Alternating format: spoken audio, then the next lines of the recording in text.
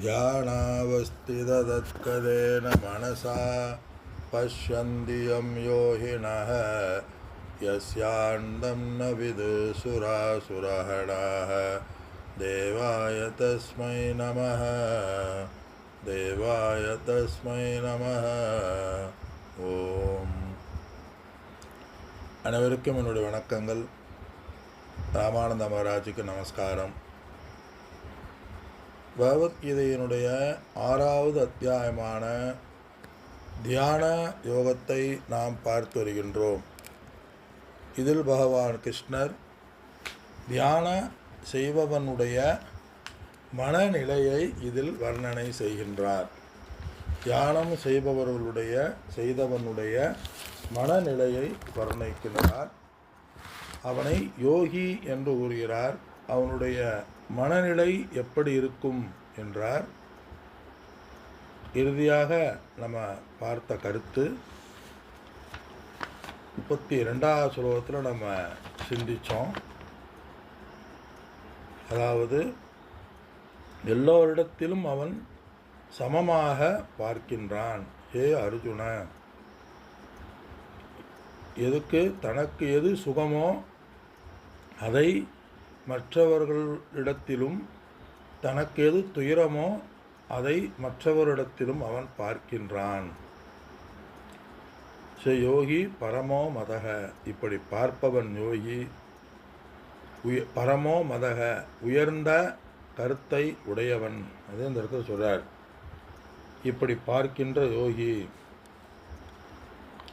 அதாவது எந்த காரியத்தை எங்கு பார்த்தாலும் அவன் இறை சொரூபத்திலிருந்துதான் அவன் செய்கின்றான்.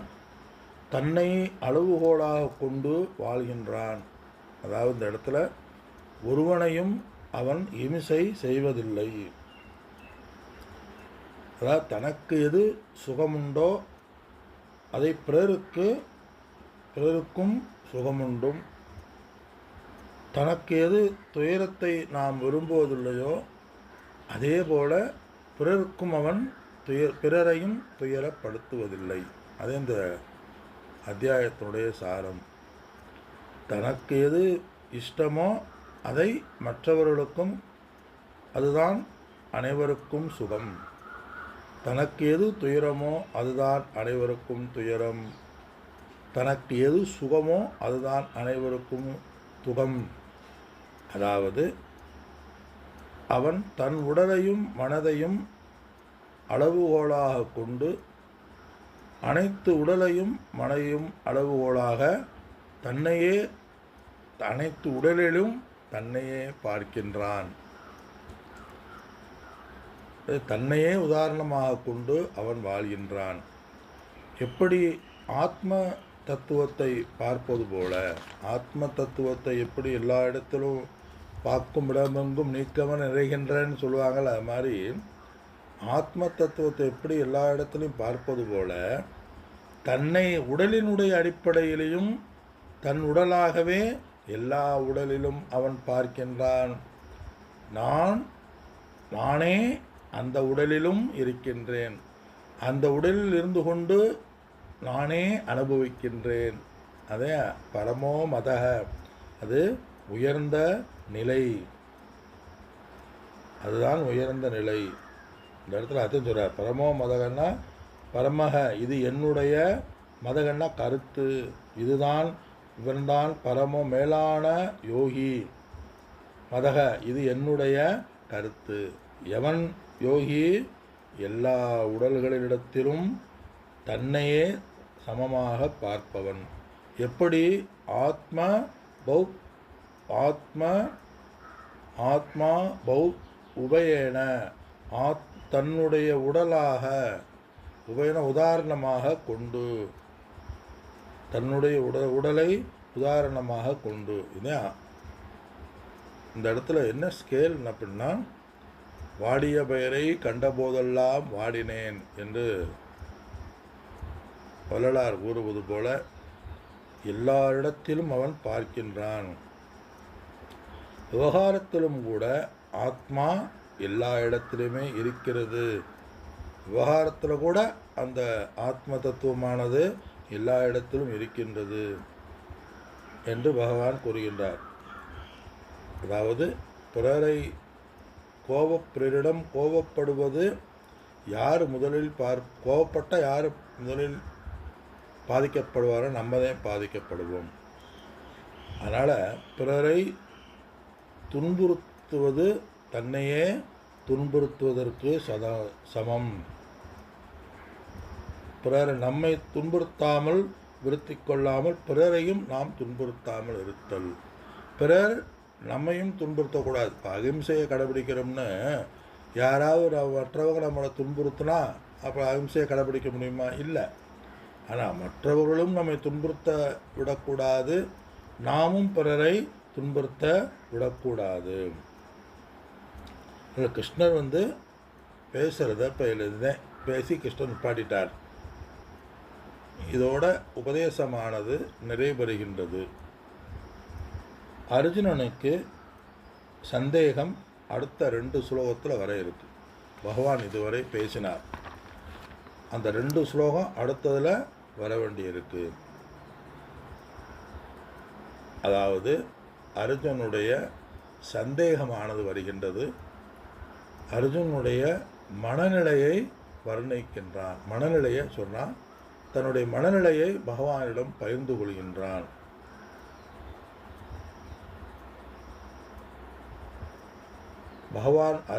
பகவான் கூறியது, நீங்கள் சொல்வது நடக்கிற காரியமா அப்படின்னு சொல்லலை. எல்லா இடத்துலையும் நமக்கு வந்த சந்தேகம் அர்ஜுனனுக்கு வந்தது, இது முடியுமா? அவ்வளோதான்.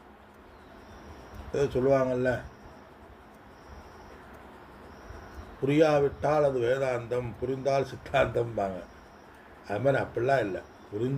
வேதாந்தமே புரிந்தால்தான் வேதாந்தம். வேதாந்தம் ஈஸியானது, புரியக்கூடியது, எளிதில். இந்த இடத்துல அர்ஜுனுடைய கேள்வி, இது சாத்தியமா? அதே எல்லா இடத்திலும் இறைவனை காண வேண்டும், எல்லா இடத்திலும் பகவானை காண வேண்டும், தன்னையே எல்லா இடத்திலும் காண வேண்டும். நீங்கள் சொல்வது எனக்கு புரிகிறது, ஆனால் என்னுடைய மனநிலை அதன்படி என்னுடைய வாழ்க்கையை நான் நடத்த முடியவில்லை என்பது அர்ஜுனுடைய கேள்வி. அதாவது ஞானமானது இருக்கின்றது, ஆனால் ஞான நிஷ்டையானது வருவதில்லையே. கோபப்படக்கூடாது என்று கூறுகிறீர்கள், கோபம் வருகிறது.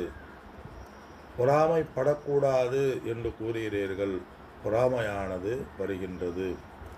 எல்லாரிடத்திலும் ஆத்மா என்று கூறுகிறீர்கள், எனக்கு அது புரிகிறது.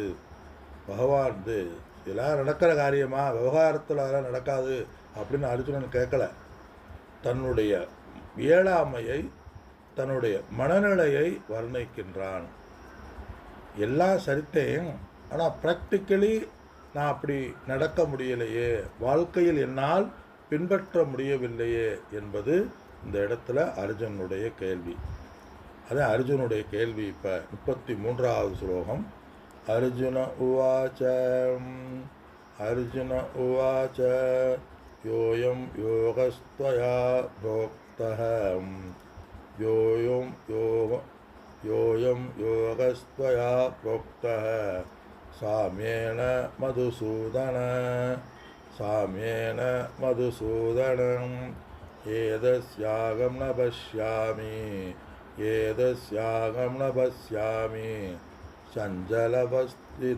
சஞ்சலவஸ்திதம் ஸ்திரம்.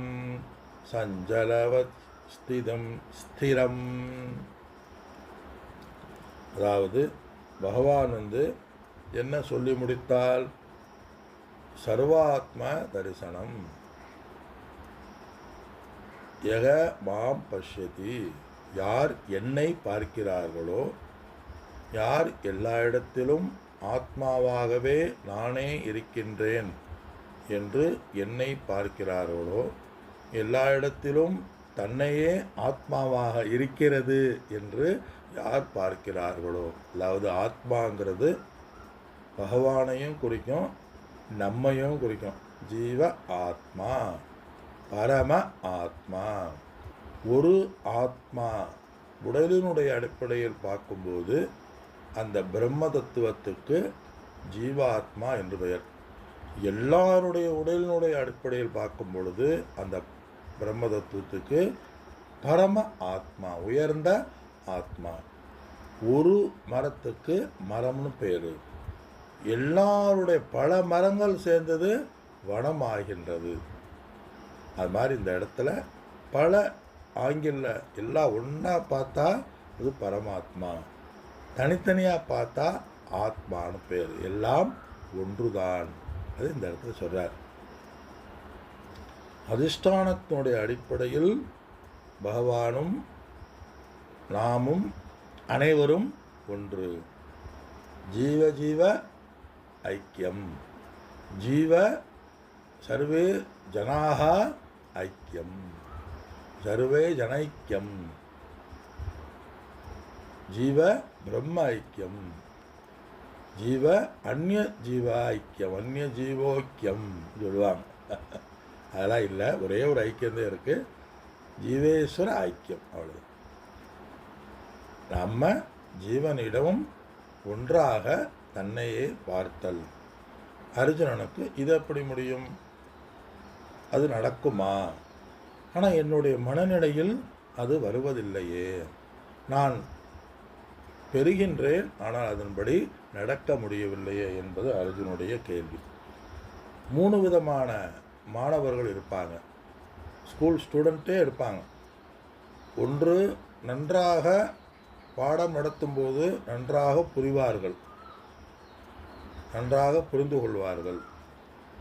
ஆனால் வாழ்க்கைக்கு வரும்பொழுது அல்லது பரீட்சைக்கு போகும்போது மறந்து விடுவார்கள். கிரகிக்கிற சக்தி இருக்கும். அந்த கிரகிக்கிற சக்தி எல்லாமே புரிஞ்சுக்கிடுவாங்க சில பேர். ஆனால் அது வாழ்க்கையில் நம்ம நடைமுறையில் வரும்பொழுது அதை பயன்படுத்துகிற சக்தியானது இருக்காது.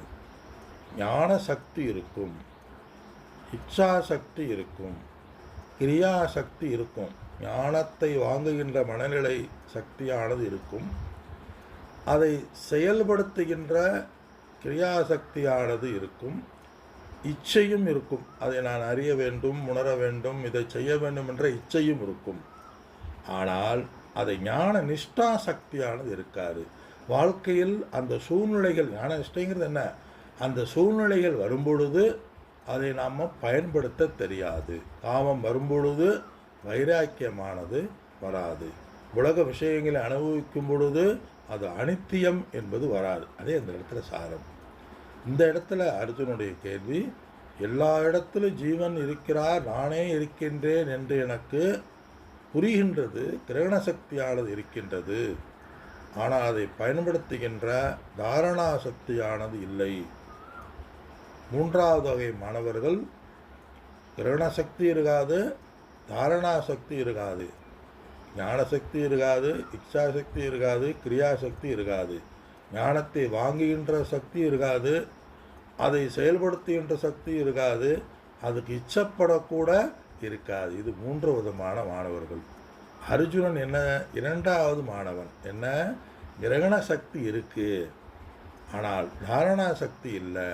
படிக்கும்போது படிப்பார்கள் மாணவர்கள், பரீட்சைக்கு போனவுடனே எல்லாம் மறந்து விடுகிறது என்பது போல அர்ஜுனுடைய கேள்வி. எனக்கு புரிகின்றது, அது எனக்கு வாழ்க்கையில் கடைபிடிக்க முடியவில்லையே. ஏன் மனசு அலைபாய்கின்றது, சஞ்சலப்படுகின்றது, ஒன்றுபட முடியவில்லையே என்பது அர்ஜுனன் தன்னுடைய மனநிலையை பகவானிடம் கேள்வியாக கேட்கின்றான். இந்த 33வது ஸ்லோகத்தில் நாம் அதை நாளை சத்சங்கத்தில் சிந்திப்போம். அனைவருக்கும் என்னுடைய வணக்கங்கள். ராமானந்த மகாராஜுக்கு நமஸ்காரம். ஹரி ஓம்.